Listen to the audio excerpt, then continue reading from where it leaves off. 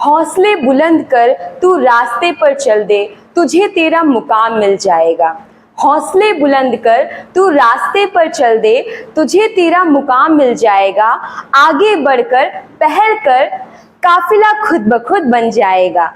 इसी सोच और इसी कोट के साथ मैं रूपल स्वागत करती हूँ आपका O level with Prashant sir YouTube channel पर। तो फ्रेंड्स, आज है हमारी पाइथन की क्लास 2 और आज की क्लास में हम एल्गोरिदम टॉपिक पर डिटेल्ड डिस्क्रिप्शन लेंगे। एल्गोरिदम क्या होता है, how many types of algorithm, ये सारी चीजें आज की क्लास में डिस्कस करेंगे। सो बिना वेट किए, बिना लेट किए, let's begin our today session with the topic algorithm. Friends, algorithm क्या होता है, इसका शॉर्ट डिस्क्रिप्शन हमने क्लास 1 में दिया था।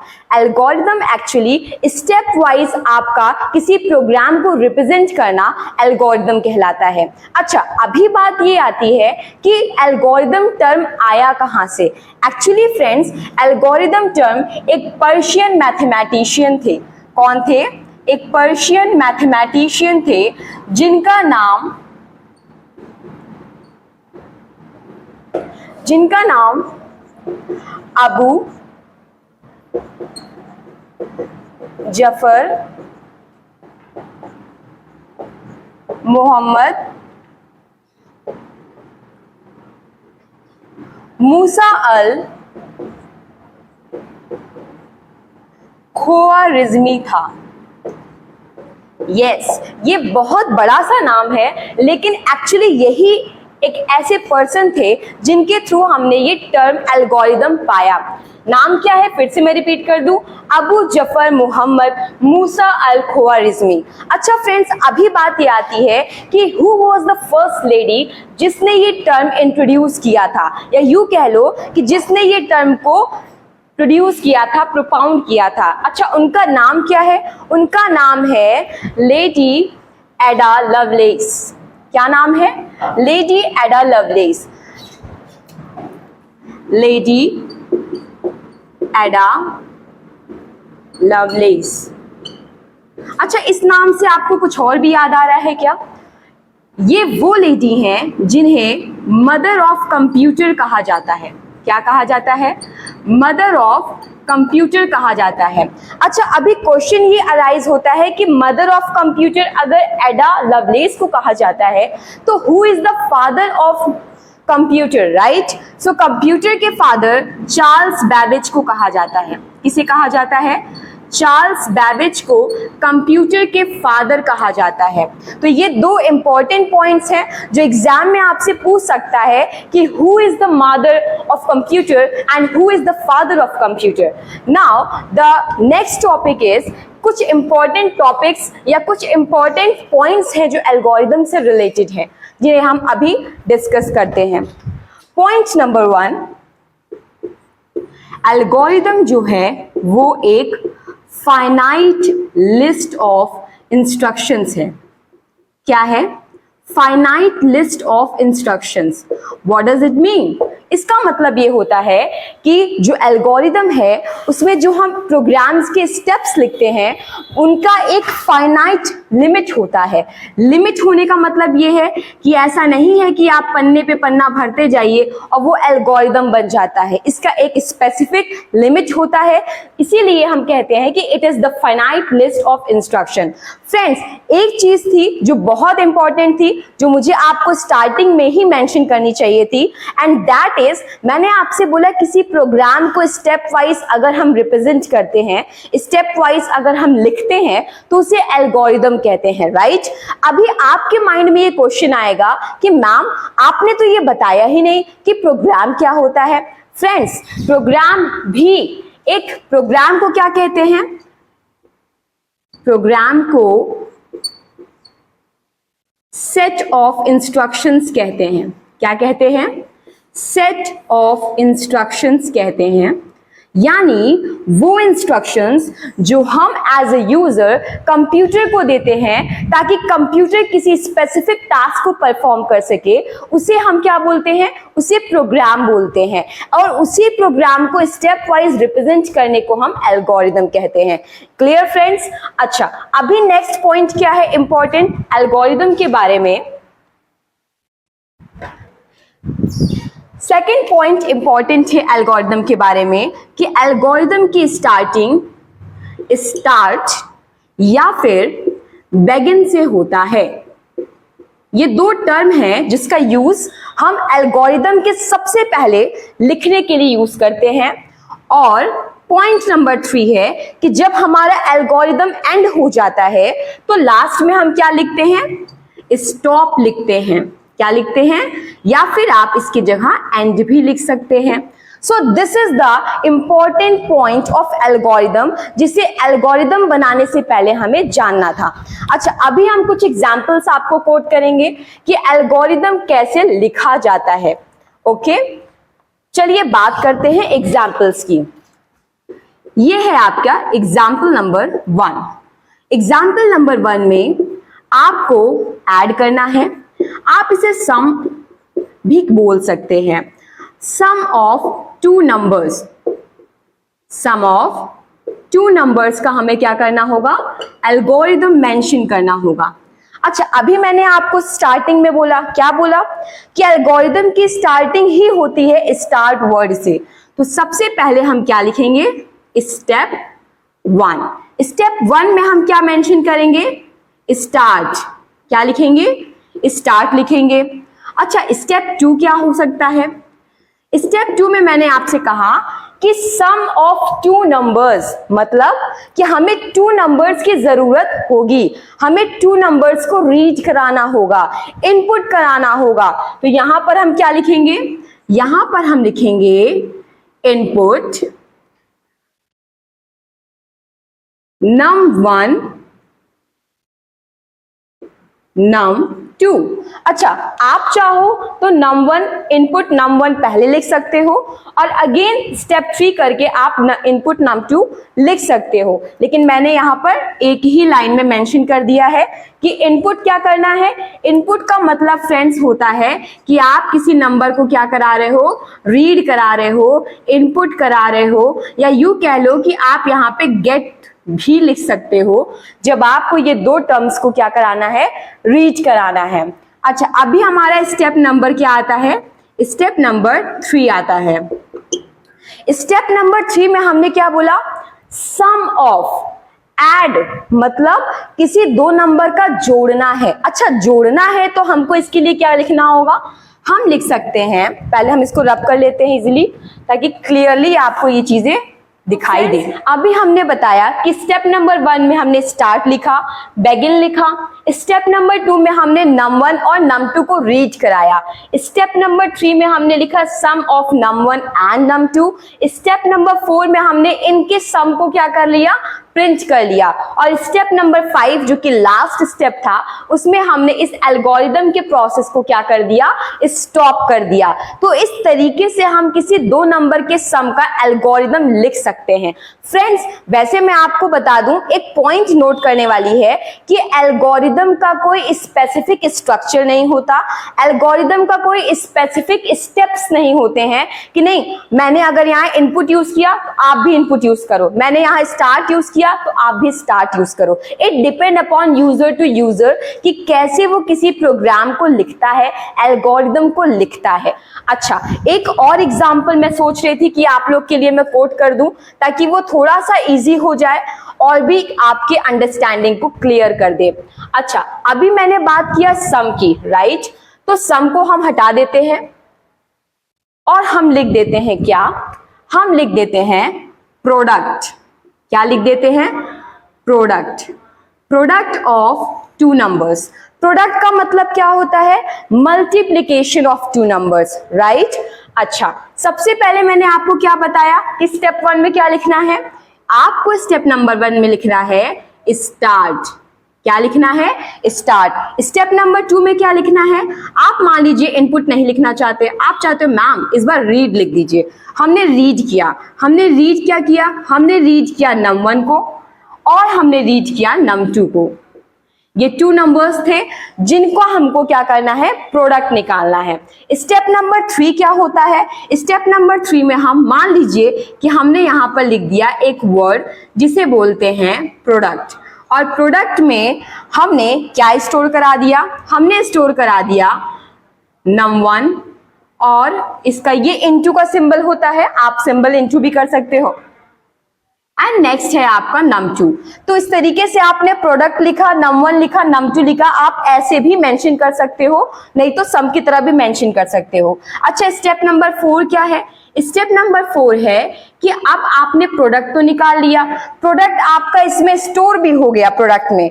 अभी क्या करना है? अभी हमें प्रोडक्ट को प्रिंट करना है, और प्रोडक्ट को प्रिंट करने के बाद लास्ट प्रोसेस क्या होता है? हमें इस प्रोसेस को स्टॉप कर देना होगा। तो इस तरीके से हम किसी नंबर, किसी दो नंबर का कैसे प्रोडक्ट निकालते हैं ये मैंने आपको समझा दिया, कैसे सम होता है ये भी मैंने आपको समझा दिया। ऐसे ही फ्रेंड्स हम अलग अलग प्रोग्राम्स के क्या करते हैं? एल्गोरिदम राइटिंग करते हैं। अच्छा, इसके बाद हमारा नेक्स्ट टॉपिक है कि मैम एल्गोरिदम क्या होता है? आपने बता दिया। एल्गोरिदम को इंट्रोड्यूस किसने किया? एल्गोरिदम टर्म कहां से आया? ये सारी चीजें बता दी। बट मैम अभी आपने टाइप्स ऑफ एल्गोरिदम नहीं बताया। यस, टाइप्स ऑफ एल्गोरिदम बताने के लिए सबसे पहले हमने एक हेडिंग बनाई। क्या बनाया? Types of algorithm. अच्छा, एल्गोरिदम एक्चुअली फ्रेंड्स बहुत ही टाइप्स के होते हैं, इसका कोई स्पेसिफाइड नहीं है, बट मेजरली हम 3 की बात करते हैं, जिसमें सबसे पहले क्या आता है? सबसे पहले आपका आता है सीक्वेंशियल। सीक्वेंशियल प्रोसेसिंग बोलते हैं इसको, ठीक है। आप इसको सीरियल एल्गोरिदम भी बोल सकते हैं या सीरियल एल्गो भी बोल सकते हैं। अच्छा, आपका नेक्स्ट क्या है? नेक्स्ट है आपका सीक्वेंशियल के बाद आपका आता है इटरेटिव। क्या आता है? इटरेटिव। Iterative processing. ओके, अच्छा, इसको एक और नाम से जानते हैं, कॉमन नेम से, जो आपने पहले भी सुना होगा शायद। इसको बोलते हैं लूपिंग एल्गो। क्या बोलते हैं? Looping algo. अच्छा, नेक्स्ट क्या है? नेक्स्ट है आपका लास्ट, जो कि इंपॉर्टेंट भी है। अच्छा, इसको हम लोग बोलते हैं डिसीजन बेस्ड प्रोसेसिंग। ठीक है, डिसीजन बेस्ड प्रोसेसिंग कहा जाता है इसे। अच्छा, मैंने आपको बताया कि ये कितने टाइप्स के होते हैं? 3 टाइप्स के होते हैं। कौन कौन से? सीक्वेंशियल होते हैं, इटरेटिव होते हैं और डिसीजन बेस्ड होते हैं। मैम इसका मतलब क्या है? एक्चुअली फ्रेंड्स, अगर हम बात करें सीक्वेंशियल प्रोसेसिंग की या सीरियल एल्गोरिदम की, इसमें होता क्या है कि आप एक सिस्टमैटिक एल्गोरिदम लिखते हैं, एक सीक्वेंशियल एल्गोरिदम लिखते हैं। मैम ये क्या होता है? अभी मैंने आपको क्या बताया? अभी मैंने आपको algorithm of sum of 2 numbers बताया, फिर मैंने क्या बताया? Algorithm of product of 2 numbers बताया। ये क्या मेंशन कर रहा है? ये बता रहा है कि जब तक हम किसी 2 नंबर को रीड नहीं कराएंगे तो हम उसे प्रिंट नहीं कराएंगे। अगर हम प्रिंट नहीं कराएंगे तो हम प्रोसेस को एंड कैसे करेंगे? मतलब ये सारी चीजें क्या हो रही हैं? सीक्वेंशियल मैनर में चल रही हैं, इसीलिए इसका नाम सीक्वेंशियल प्रोसेसिंग कहा जाता है। अच्छा, नेक्स्ट क्या है? इटरेटिव प्रोसेसिंग कहा जाता है, जिसे लूपिंग एल्गो के नाम से जानते हैं। अच्छा, लूपिंग एल्गो का मतलब क्या होता है कि जब कोई चीज रिपीट होती है 1 by 1। मान लीजिए कि मैंने आपसे बोला कि आपको एक प्रोग्राम लिखना है जहां पर काउंटिंग 1 से लेकर 10 तक के डिजिट्स को आपको क्या करना है? प्रिंट कराना है। अच्छा, 1 से 10 तक का मतलब क्या हुआ कि आप पहले 1 कराओगे, 2 कराओगे, 3 कराओगे, और ऐसे कर करके आप कहां तक करा दोगे? 10 तक के नंबर्स को प्रिंट करा दोगे। तो ये क्या हो रहा है? ये प्रोसेस रिपीट होगा आपका। 1 by 1 चीजें क्या होती हैं? रिपीट होती हैं, लूप चलता है, इसीलिए इसे कहा जाता है लूपिंग एल्गो। अच्छा, एग्जाम में लूपिंग को इटरेटिव भी कहा जाता है। तो दोनों में से जो भी नाम आपको बोले, you don't need to be confused कि नहीं एल्गोरिदम में मैम ने तो लूपिंग बताया थी, यहाँ इटरेटिव बोल रहा है, तो both are the same thing, right? अच्छा, नेक्स्ट है हमारा last, that is decision based processing algo. अच्छा, ये क्या होता है? डिसीजन बेस्ड मतलब जहां पर आपको कुछ कंडीशन डिसाइड करना हो, कोई कंडीशन दिया हो। सपोज कीजिए मैं आपसे बोलूं कि 2 क्या एक इवन नंबर है या ऑड नंबर है, या 4, 6, 8, 10 ये कैसे टाइप के नंबर है, तो आप क्या बोलेंगे, मैम 2 कैसे कैसे पता चलेगा कि कोई नंबर इवन है या नहीं। अगर कोई नंबर 2 से डिवाइड होता है और रिमाइंडर में 0 देता है तो वो नंबर क्या होता है, इवन नंबर होता है। अच्छा, ये सारे क्या है, कंडीशंस होते हैं, और जब इन कंडीशन के बेसिस पर हम कोई रिजल्ट प्रिंट करते हैं उसी को हम क्या कहते हैं, डिसीजन बेस्ड प्रोसेसिंग एल्गो। इसको लिखने के भी कई तरीके होते हैं जो user to user, programmer to programmer differ करते हैं। अच्छा, ये हो गए हमारे एल्गोरिदम के टाइप्स कि एल्गोरिदम हमारे कितने होते हैं, 3 टाइप्स के होते हैं। अच्छा, अभी एक पॉइंट है जो इंपॉर्टेंट है। अच्छा, तो मेरिट्स क्या होते हैं पहले आपको ये बताना होगा। देखिए ये क्या है, ये एल्गोरिदम जो होता है ये इजी टू अंडरस्टैंड होता है कि नहीं। मतलब अगर आपको कोई कॉम्प्लेक्स एल्गोरिदम, कोई कॉम्प्लेक्स प्रोग्राम दे दिया जाए और आपसे कहा जाए मैम इसका एल्गोरिदम लिख दीजिए, तो वो आपके लिए इजीली आप अंडरस्टैंड कर सकते हो, राइट। अच्छा, सेकंड क्या होता है मेरिट, सेकंड मेरिट होता है कि अगर आपने कोई भी एल्गोरिदम लिख दिया है तो इट डजंट मीन कि वो उसके बाद हम उसे रीयूज नहीं कर सकते हैं, हम उसे रीयूज कर सकते हैं। अच्छा, थर्ड क्या मेरिट होता है, थर्ड मेरिट ये है कि ये आपका टाइम बचाता है, जो बहुत ही प्रेशियस है आज के टाइम में, राइट फ्रेंड्स। अच्छा, टाइम के साथ आपके रिसोर्सेस को भी बचाता है, राइट। तो ये थे हमारे मेरिट्स ऑफ एल्गोरिदम। अच्छा, अभी मैम बोलेंगी कि मैम मेरिट्स तो बता दिया आपने, डीमेरिट्स क्या होते हैं। डीमेरिट्स फ्रेंड्स, एक्चुअली फ्रेंड्स वैसे डीमेरिट्स 2 ही 3 होते हैं, बहुत खास नहीं होते हैं। मैं आपको एक इंपॉर्टेंट डीमेरिट बता देती हूँ कि जब आप ब्रांचिंग या डिसीजन बेस्ड या लूपिंग बेस्ड कोई भी ऐसा एल्गोरिदम फ्रेम करते हैं तो वो थोड़ा सा कॉम्प्लेक्स प्रोसेस हो जाता है, एंड इसीलिए हम उसे डीमेरिट में काउंट करते हैं। अच्छा, ये बात हो गई हमारे प्रॉपर एल्गोरिदम टाइप्स की। नाउ द टॉपिक कम्स, हम कुछ मिसलेनियस टॉपिक के बारे में आपको बताना चाहेंगे। कुछ मिसलेनियस टॉपिक में हम बात करते हैं पैराडिग्म की। किसकी बात करते हैं, पैराडिग्म की बात करते हैं। ये क्या होता है, एक्चुअली फ्रेंड्स ये एक स्टाइल होता है, स्टाइल होता है किसी भी प्रोग्राम को लिखने का, ठीक है। आप किसी प्रोग्राम को एक स्पेसिफिक तरीके से लिखेंगे जरूरी नहीं है, हर एक लैंग्वेज का एक स्टाइल होता है। अच्छा, पैराडिग्म के फ्रेंड्स कुछ टाइप्स होते हैं, मेजर टाइप्स होते हैं, मैं आपको ये मेंशन कर देती हूँ। एग्जाम में आपको इसका फुल फॉर्म पूछ सकता है या पूछ सकता है अच्छा ये बताइए कोई पॉपुलर पैराडिग्म का नाम बताइए। अच्छा, सबसे पहले मैंने एक बात किया ऊप्स कॉन्सेप्ट। ऊप्स क्या होता है, ऊप्स एक्चुअली फ्रेंड्स ऑब्जेक्ट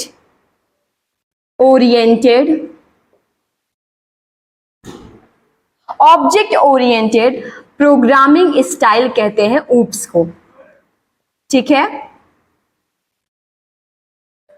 तो ये है ऊप्स। अच्छा, नेक्स्ट क्या होता है, नेक्स्ट ऐसे ही आपका होता है पॉप्स।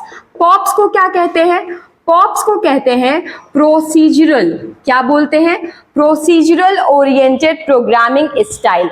अच्छा, इसके बाद क्या होता है, इसके बाद एक आपका स्ट्रक्चर होता है, ठीक है, ये भी एक पैराडिग्म का स्टाइल होता है।